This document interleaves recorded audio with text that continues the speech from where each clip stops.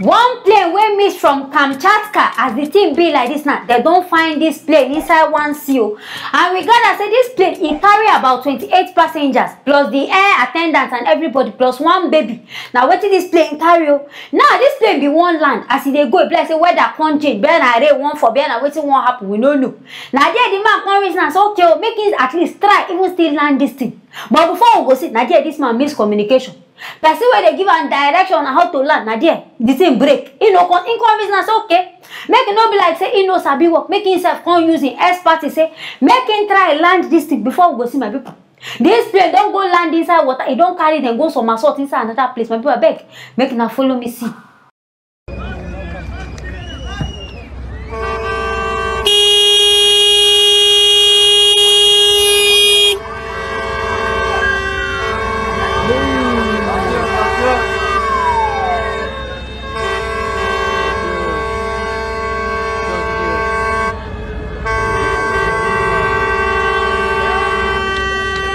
Just imagine as this plane sink. Hey, may God they spare our life. Oh.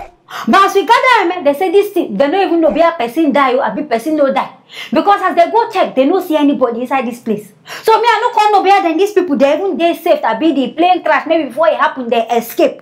Because as we gather the information, they say this thing, some part of the plane, they say I'm on top of mountain. Some day for another place. I can't how all this one take even happen? But I beg, I just say inside plane, parachutes they did in case of emergency. Now they made the reason say maybe then these people they don't fly out. Maybe as the thing won't even happen. Now that one even if there's a big lander. Because some people say this thing go there. But to land this thing, they no go sabi. But this I feel that the only escape way because as they don't see anybody inside this plane, it means that these people maybe they don't land for somewhere. But I beg, wait to concept, they say this aircraft it don't dey in operation since 1982. Or they heard it. I beg, how this thing no want to go crash? 1982 be our forefathers said they go don't even forget say plane they exist. Now I can't decide say that this kind of plane now when they use. Now the Kamchatka aviation Oga in talk say before this thing go in check and well. And say everything they sound, the engine, everything they work well. So you know can understand how this thing they happen. So you come and say maybe na the weather true. And say maybe as the person miscommunication, I make this whole thing can't happen like this. Hey, may God save us because this one don't happen now. People go they fear to even enter plane. To enter even small planes, they just go here. Nobody go want enter because they go begin fear. But at least I make police or whoever want to do this investigation. May at least find these people body so that their body don't go just lost like that.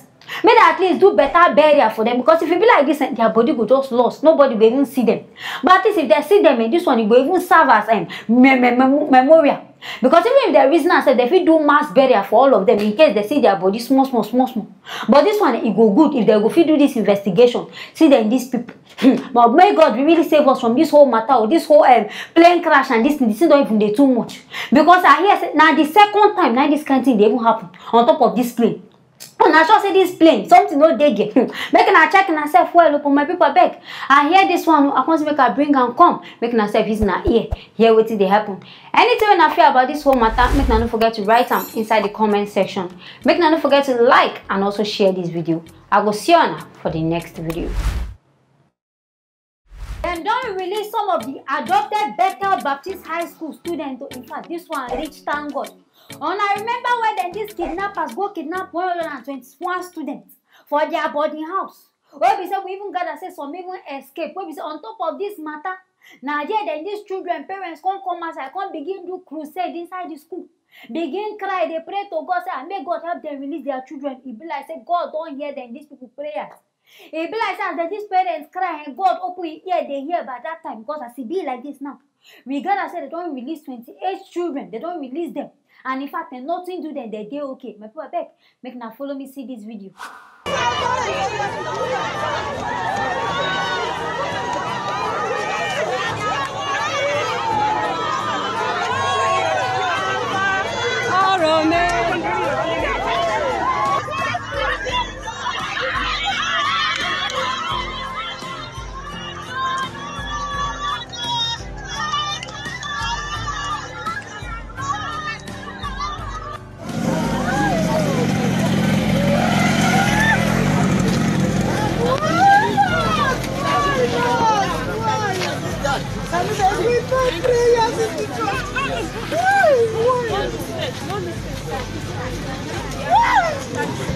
Yanda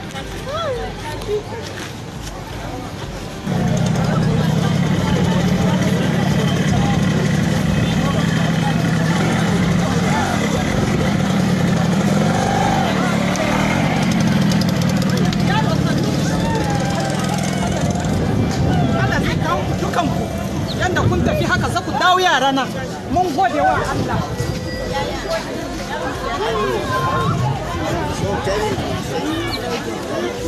Now, wow, person no even fit go school in peace again.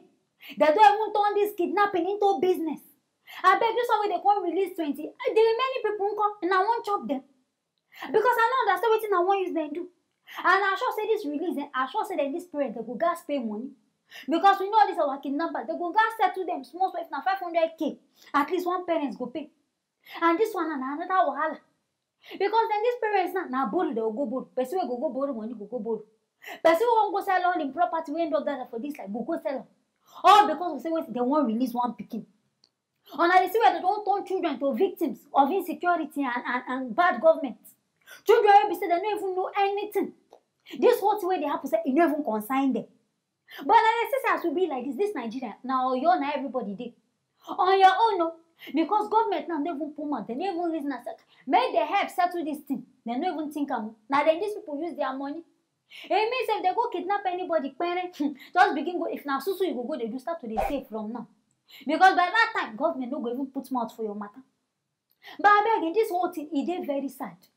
Because see our parents go they anticipate. This one go they wonder if in picking no come go they now see where person don't fall down, be na faint, she faint, to be na die, and even know. Maybe I should check the whole bosses, her picking no day inside. What if she won't come reason? So I'm not even feel work again and sure say they go all they play them these children. Hey! Nigeria, all this our kidnappers, it's a matter even tire me. But our government, at least if na no say na no go even help, make na do one thing. Then these children, make na carry them go hospital. Go check them well. Do sensitization for them. Teach them things. Because some of these people, they go there traumatized forever. They no go even feel comot this thing from their head.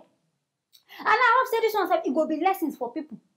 You know, see any school again, na inside Kaduna, now you can't decide say one carry your pikin. That one na your own palaver. Best thing, either you homeschool your pikin, or you carry your pikin and you and yourself make na pack and yourself come out from that northern side. Or make na go for another school be say you know say all this wahala no dey happen. Because as it be like this, now that north now be the target. I don't know wetin dey be and they get money pass or now I never know why they target that side. Because now if like say this kidnappers their eye they chook. And now on a government I start in our business. So now I make everybody say they relate. Now I make them say they no want put mouth for this whole matter. But see as they do people children. Which pikin again go decide say one go school on top of this matter. All these kidnappers, if they give them the money, what they use and do say person no they know.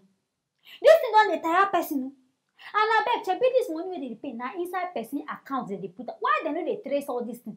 Now all this one now they make me they feel say this our government then they just fail us. Where they go carry them this pikin self come from. I sure say people go there. Then this kidnap, why be say they no even set?